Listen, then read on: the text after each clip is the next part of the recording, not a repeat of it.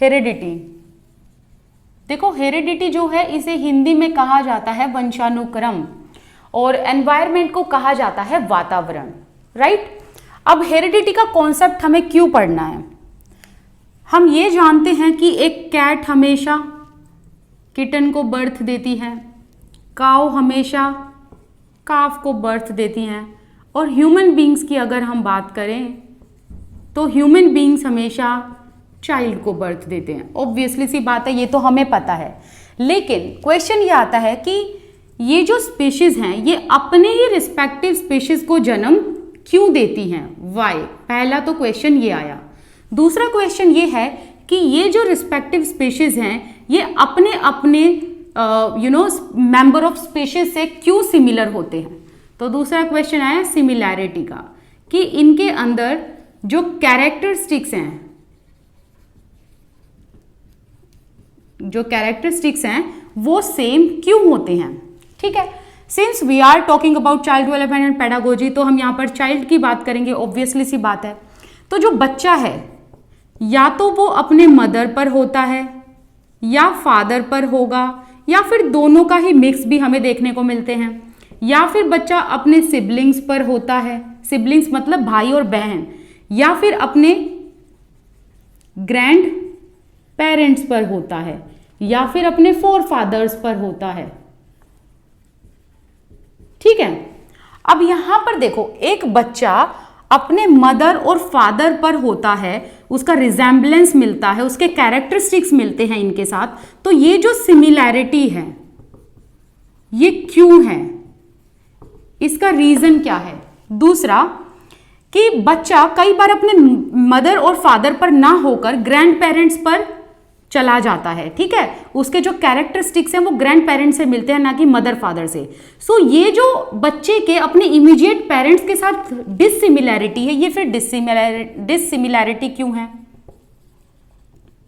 समझे? सिमिलैरिटी मतलब जब बच्चा अपने पेरेंट्स पर गया हो, और जब बच्चा अपने पेरेंट्स पर ना जाने की बजाय अपने सिबलिंग्स या ग्रैंड पेरेंट्स पर गया हो तो उसे कहेंगे डिसिमिलैरिटी। क्यों? क्योंकि वो अपने फादर और मदर पर नहीं गया। सो दैट मीन्स यहाँ पर डिसिमिलैरिटी देखने को मिलती है। सो ऐसा क्यों है? रीजन क्या है इन सिमिलैरिटी डिसिमिलैरिटी का? रीजन एक ही है, हेरिडिटी। ठीक है, वंशानुक्रम।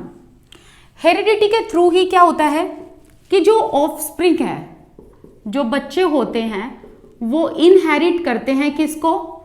ट्रेट्स को, बिहेवियर को, कैरेक्टरिस्टिक्स को। किससे? Mother, father, siblings, forefathers and so on and so forth, right. तो यहां पर आप क्या समझे कि एक बच्चा मदर फादर पर होता है तो दैट मीन्स वो सिमिलर होता है इनके साथ, तो वही सिमिलैरिटी क्यों है। दूसरा, बच्चा अपने ग्रैंड पेरेंट्स या सिबलिंग्स पर होता है लेकिन अपने मदर फादर पर नहीं होता, तो दैट मीन्स ये डिसिमिलैरिटी क्यों है। सो इन चीजों का जो कॉन्सेप्ट है वो जानने के लिए हमें थोड़ा सा हेरिडिटी को डीप में पढ़ना पड़ेगा। तो चलिए आगे का जो टॉपिक है वो शुरू करते हैं। अब अगर मैं आपके सामने दो क्वेश्चन रखूं कि when life begins and how life begins, इनका आंसर आप क्या दोगे? मतलब अपने मन में सोचो, मुझे तो आप नहीं बता सकते हो अभी, लेकिन इनका आंसर क्या दोगे अगर मैं आपसे क्वेश्चन पूछूं how life begins and when life begins। तो ये जो क्वेश्चन है when life begins, इसमें बहुत सारे बच्चों का आंसर होगा कि जब बच्चा जन्म ले लेता है तब ही तो जिंदगी शुरू होती है, तभी तो लाइफ बिगिन होती है। लेकिन ये आंसर गलत है। बच्चा जन्म लेता है तब से नहीं, बल्कि कंसेप्शन से ही जो जिंदगी है वो शुरू हो जाती है। हमने डेवलपमेंट के कॉन्सेप्ट में क्या जाना था कि डेवलपमेंट जो है वो बर्थ से शुरू नहीं होता, बल्कि ऑनगोइंग प्रोसेस है, वो कंसेप्शन से शुरू होता है, क्योंकि लाइफ यहीं से बिगिन होती है। अब आया वो कॉन्सेप्ट समझ में कि डेवलपमेंट जो है वो कंसेप्शन से क्यों शुरू होता है? क्योंकि जिंदगी यहीं से शुरू होती है, राइट। तो आपका आंसर इसमें क्या होना चाहिए? कंसेप्शन। ओके, ये क्लियर हो गया। अब नेक्स्ट क्वेश्चन है हाउ लाइफ बिगिंस। सो इसके लिए हमें थोड़ा सा डिटेल में जाना होगा। यहां पर है फादर और यहां पर है मदर, राइट। अब देखो जो फादर हैं इनके जो रिप्रोडक्टिव ऑर्गेन्स हैं उसमें होते हैं germ cells, germ cells, right. In the same way जो मदर के रिप्रोडक्टिव ऑर्गेन्स हैं इसमें भी क्या होते हैं, जर्म सेल्स, राइट। तो ये जो जर्म सेल्स हैं फादर के, इनको कहा जाता है स्पर्मेटोजोआ। ओके, बहुत सारे सेल्स हैं इसीलिए spermatozoa. In the same way बहुत सारे जर्म सेल्स मदर के रिप्रोडक्टिव ऑर्गन्स में होते हैं इसीलिए इन्हें कहा जाता है ओवा। बट बहुत सारे स्पर्मेटोजोआ से एक स्पर्म जो होता है वो मदर के एक सिंगल जर्म सेल से जाकर मिलता है जिसे कहते हैं ओवम। अब यहां पर आप एक चीज ध्यान देना, जो फादर के बहुत सारे जर्म सेल्स हैं उन्हें स्पर्मेटोजोआ कहा जाता है क्योंकि ये बहुत सारे सेल्स हैं। लेकिन अगर इन्हीं में से अगर हम एक सेल की बात करें तो एक जर्म सेल को कहा जाएगा sperm. So in the same way mother के जो बहुत सारे जर्म सेल्स हैं उसमें एक सेल को कहा जाएगा ओवम, बिकॉज ओवा इज प्लूरल, क्योंकि यहां पर हम सेल्स की बात कर रहे हैं। सो बहुत सारे सेल्स को ओवा कहते हैं एंड एक सिंगल सेल को ओवम कहा जाता है।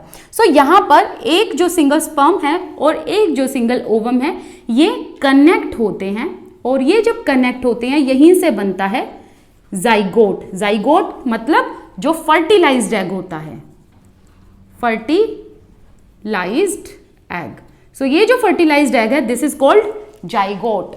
अब ये जो जाइगोट है इसको थोड़ा सा और डिटेल में जानते हैं, और फिर लास्ट में मैं इन दोनों का, जाइगोट का और ये जो पूरा ऊपर अभी हमने कॉन्सेप्ट पढ़ा है, इनका साथ में मिलाकर फ्लो चार्ट बना दूंगी ताकि आपको ये कॉन्सेप्ट क्लियर हो जाए। अब देखो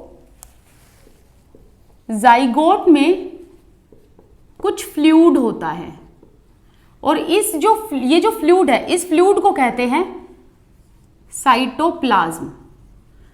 साइटोप्लाज्म में न्यूक्लियस होता है, और इस न्यूक्लियस में क्रोमोसोम्स होते हैं, और इन क्रोमोसोम्स में जीन्स होते हैं, और यही जो जीन्स हैं they are the real carrier of the traits. समझ गई मेरी बात? इसको एक बार थोड़ा डायग्राम में देखो। ये जाइगोट है, like this is the fertilised egg, zygote. इस जाइगोट में ना बच्चों क्या होता है, ऐसे कुछ करके मतलब एक सेमी फ्लूइड होता है, और ये जो सेमी फ्लूइड है दिस इज कॉल्ड साइटोप्लाज्म। अब ये जो साइटोप्लाज्म है ना, मतलब ये जो सेमी फ्लूइड सा है जाइगोट के अंदर, इसके अंदर होता है यहाँ पर न्यूक्लियस। ये क्या है? ये है न्यूक्लियस। इस न्यूक्लियस के अंदर ना क्रोमोसोम्स होते हैं। 23 पेयर्स जो होते हैं वो मदर के होते हैं, 23 पेयर्स ऑफ क्रोमोसोम्स किसके होते हैं? वो फादर के होते हैं। समझे? तो 23 pairs of chromosomes from mother ऐसे होंगे क्योंकि ये पेयर में होते हैं, ठीक है। ऐसे ही 23 पेयर्स ऑफ क्रोमोसोम्स किसके होते हैं? फादर के होते हैं। अब मैं यहाँ पर तो सारे नहीं बना सकती, ये सिर्फ एक डायग्राम है, समझना। तो 23 मदर फादर के मिलाकर कितने हो गए? 46 पेयर्स हो गए। किसके? क्रोमोसोम्स के। तो ये जो है ये जो पेयर्स हैं इनको क्या कहा जाता है? क्रोमोसोम्स। अब बच्चों इन क्रोमोसोम्स में ना माइन्यूट पार्टिकल होता है। माइन्यूट पार्टिकल बिल्कुल छोटा सा, सुई के नोक के जितना बिल्कुल। तो इतने छोटे छोटे से ऐसे ये पार्टिकल्स होते हैं। ये जो पार्टिकल्स है ना बच्चों, यही कहलाते हैं जीन्स। इन क्रोमोसोम्स के अंदर होते हैं ये पार्टिकल्स ऐसे बिल्कुल, ठीक है। अब ये जो जीन्स होते हैं ना, यही रियल कैरियर हैं किसके? यही रियल कैरियर हैं ट्रेट्स के, कैरेक्टरिस्टिक्स के, रिजेम्बलेंस के। तो बच्चा अगर अपने पेरेंट से, फादर से, सिबलिंग से, ग्रैंड पेरेंट से, फोर फादर से अगर रिजेंबल करता है, फिजिकल स्ट्रक्चर रिजेंबल करता है, वो किस वजह से करता है? जीन्स की वजह से। और यही जीन्स क्या होते हैं? रियल कैरियर्स होते हैं ट्रेट्स के। सो यहाँ पर अगर आपसे पूछा जाएगा तो आपको जीन्स पर ही टिक करना है, ठीक है। आई होप आपको ये क्लियर हो गया होगा कि रियल कैरियर कौन है ट्रेट्स के? जीन्स हैं। ठीक है, अब मैं इसका एक बार फ्लो चार्ट बना के दिखा देती हूँ और आपको ये पूरा कॉन्सेप्ट क्लियर हो जाएगा।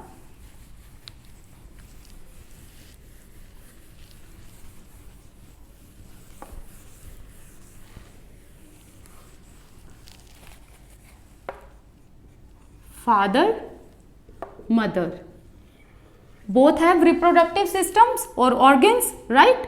So इनके जो जर्म सेल्स हैं उनको कहा जाता है स्पर्मेटोजोआ, whereas जो मदर के होते हैं उनको कहा जाता है ओवा। एंड ये दोनों कनेक्ट करते हैं, इसमें से सिंगल सेल जो कनेक्ट करता है दैट इज कॉल्ड स्पर्म, और इसमें से जो सिंगल सेल मदर के रिप्रोडक्टिव ऑर्गन्स में से जो जर्म सेल होता है उसको सिंगल जर्म सेल को कहा जाता है ओवम।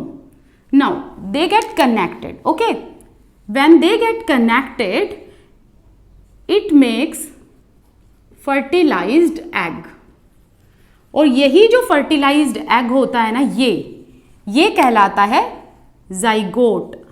अब ये जो जाइगोट है, अब मैं इसको अलग से बना के देती हूं कि ये जो जाइगोट है इसी के अंदर क्या होता है, इसी के अंदर होता है साइटोप्लाज्म जो कि फ्लूइड की तरह होता है। और इस साइटोप्लाज्म के अंदर क्या होता है, इस साइटोप्लाज्म के अंदर होता है न्यूक्लियस, और इस न्यूक्लियस के अंदर होता है पेयर्स ऑफ क्रोमोसोम्स, और इन क्रोमोसोम्स के अंदर होते हैं जीन्स, और यही जो जीन्स हैं दिस इज वेयर जो ऑफस्प्रिंग्स होते हैं दे inherit the traits, the characteristics from their fathers and forefathers, and this is where heredity begins. This is where from the genes itself, this is where the resemblance begins. So यही एक reason है एक बच्चे अपने माँ बाप या फिर अपने सिबलिंग्स, फोर फादर्स एंड बहुत पुराने जो पूर्वज होते हैं उनसे मिल जाते हैं, और सिमिलैरिटी का रीज़न यही है। अब डिसिमिलैरिटी का रीज़न भी यही है। क्या होता है कि बच्चे जो हैं, अगर एक बच्चा अपने सिबलिंग पर गया तो क्वेश्चन ये आता है कि वो अपने फादर और मदर पर क्यों नहीं गया। सो ये जो फादर और मदर पर ना जाना है उस बच्चे का, मतलब फादर और मदर पर जो रिजेम्बलेंस नहीं होता बच्चे का, तो ये डिसिमिलैरिटी क्यों है, this is because of genes, क्योंकि उसके जो बच्चे के जीन्स आए हैं वो किसके आए हैं, सिबलिंग्स के आए हैं, सिंपल, ठीक है। सो यहाँ पर जो ये हमारा हेरिडिटी का कॉन्सेप्ट है ये क्लियर होता है, मतलब कॉन्सेप्ट इन द सेंस कि जो हेरिडिटी है वो कैसे होती है, लाइफ कैसे बिगिन होती है, ट्रेट्स कैसे आते हैं। अब हम नेक्स्ट वीडियो में ना हेरिडिटी एंड वेरिएशंस पढ़ेंगे। अगर आपको ये टॉपिक पसंद आया है तो प्लीज़ इसको शेयर कर देना और लाइक ज़रूर कर देना वीडियो को, क्योंकि लाइक करते हो कि क्या होता है ना कि पहले यूट्यूब पर रिकमेंडेशंस व्यूज़ के हिसाब से होती थी, अब लाइक्स के हिसाब से होती है, तो प्लीज़ लाइक करना मत भूलना। Thank you so much. इसी के साथ साथ मेरे साथ टेलीग्राम, इंस्टाग्राम दोनों पर आप जुड़ सकते हो, इनके लिंक आपको डिस्क्रिप्शन बॉक्स में मिल जाएंगे। चलिए मिलते हैं नेक्स्ट वीडियो में।